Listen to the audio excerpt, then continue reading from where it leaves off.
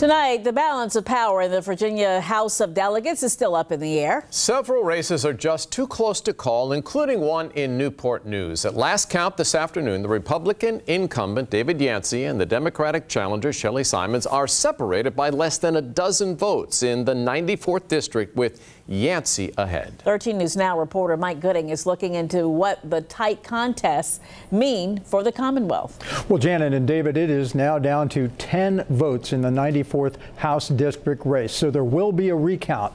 And depending on how that goes, as well as two other seats around the state, control of the House of Delegates could flip from Republicans to Democrats.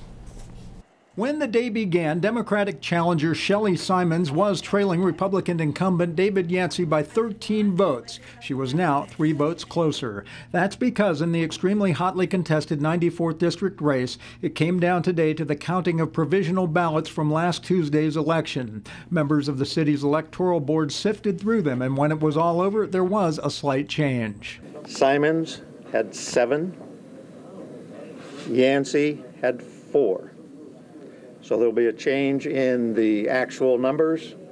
The difference now becomes 10. I'm really optimistic about this recount. We will be requesting a recount. It's really not over yet. We sometimes forget that every vote really does count because the vast majority of elections aren't decided by some small number of votes. But it's occasions like this where we really realize every vote really does count. CNU political analyst Quentin Kidd notes there's more at stake than just Simons and Yancey. If two other closely contested races flip, the 94th contest truly matters because it could be the one that determines which party controls the Virginia House of Delegates. Kidd says there are major differences in how these two candidates think, and that would be on full display in the General Assembly. They disagree on the expansion of Medicaid. They disagree on the certificate of public need for hospitals, for example. They disagree on a woman's right to choose whether to have an abortion or not. There are some very serious issues where they do disagree and where there would be meaningful difference between one and the other going to the General Assembly.